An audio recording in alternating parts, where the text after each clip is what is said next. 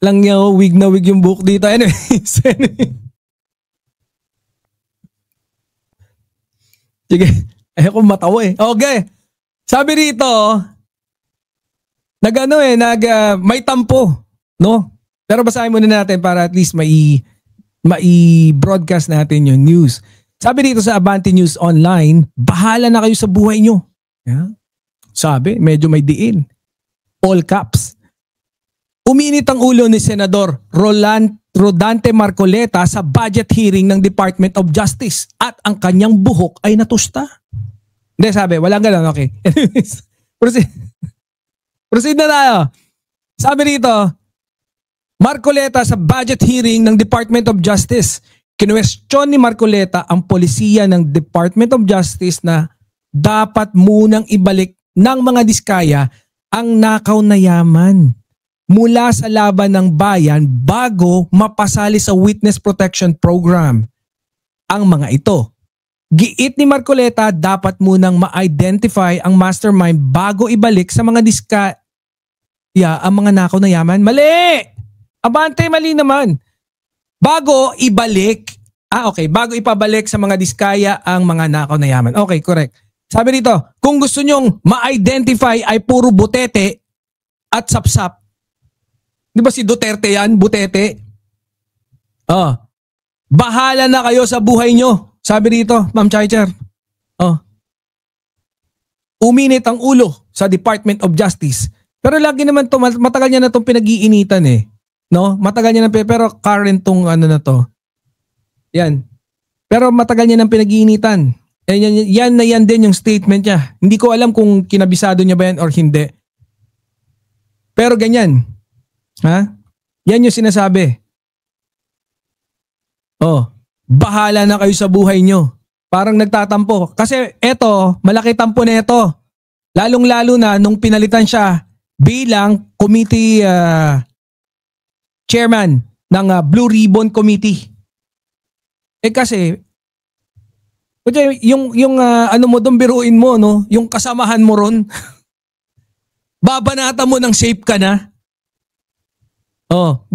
Pag siya ang gagawa ng parang katatawanan, okay. 'Di ba? Pag yung iba dito nung ikaw ang namamahala ng Blue Ribbon Committee, ang dami mong kabalbalan sa totoo lang, Marcoleta, no? As a matter of fact, pati si Senator Raffy Tulfo, inaway mo. Inaway ka pala. Kasi hindi ka raw marunong mag-control. Sabi mo, 2 question, bakit ayaw mo magano? Bakit ayaw mo? Tapos unfair ka dun sa pagbibigay mo ng mga time para dun sa mga magtatanong na mga senador, na kapwa mo senador. Tapos, eto dito talaga medyo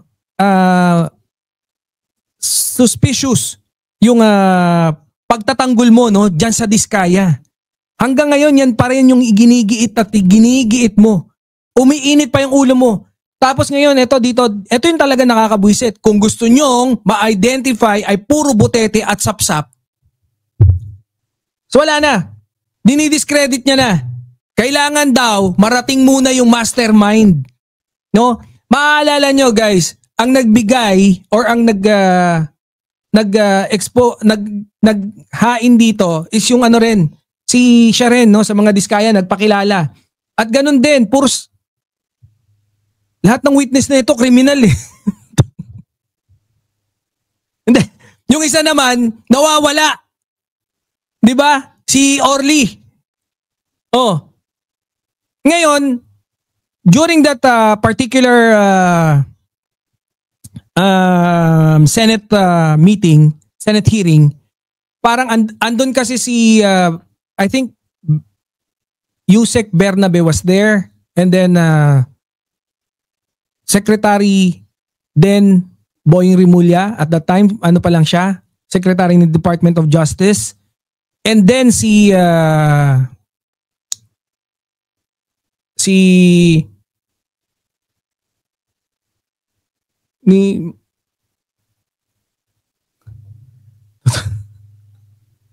Di ba? Totoo ba yan? Yan yung sa kanina, no? Oh. Tapos ito nga sinasabi ni Diskaya na hindi na. Di ba maalala nyo, no? Yung Diskaya ngayon, hindi na sila magiging, hindi na sila mag-witness. Ano? Or hindi na mag-tell all. Kasi nung huling nila yata sa ICI or Department of Justice, I can't really remember precisely kung no? Yung parang medyo nag-walkout pa sila eh. Tapos nagtampo. Pero ako talaga, yung confidence ng Diskaya, talagang pa rin sila eh. Parang medyo may assurance sila na hindi sila madadali. Pero unfortunate for them, no? Kasi talagang gusto ni Secretary Rimulya na may makulong. Sabi ni Secretary Rimulya, talagang dapat may makulong. Hindi pwedeng lang, no? Hindi pwede. Kaya dapat kung gusto talaga mag-state witness, magsaoli.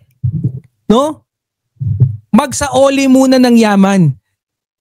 Okay. Let's give it to Marcoleta. It could have been stated dun sa batas, no? Na dapat we have to determine first magkano ba yung nakulimbat. Pero ganun kasi, ang problema naman dito, guys, no?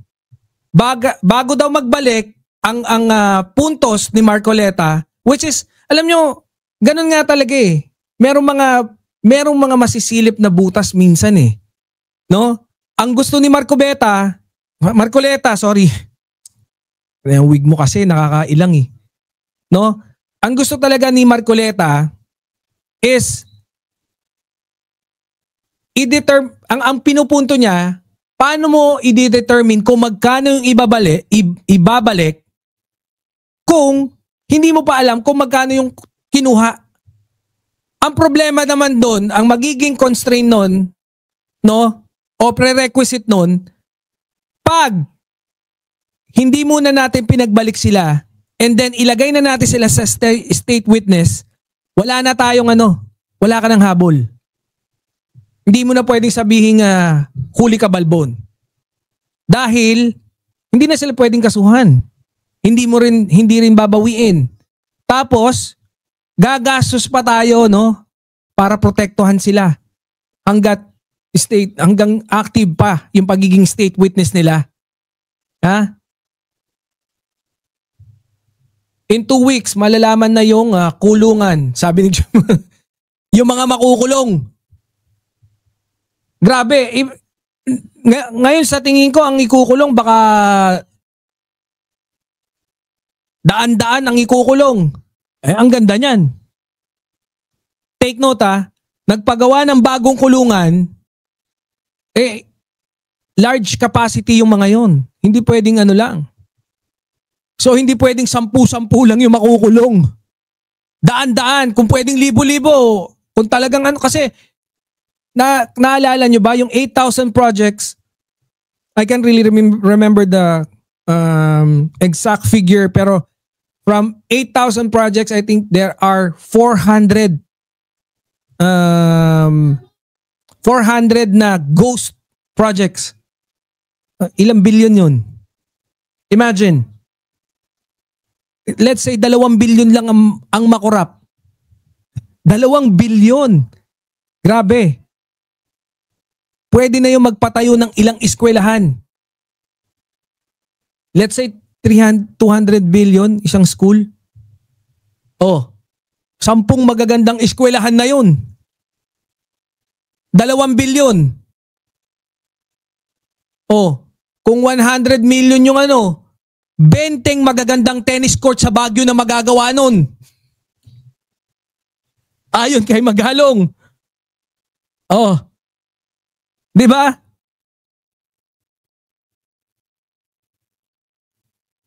At alam nyo, yung sabi nga rin ni Secretary Boying, hindi mahirap ang mga Filipino. Ang Pilipinas. Marami lang talagang korap. Yun. Yun lang. Yun yung ano dyan. Yun yung talagang pinakamagandang description. No?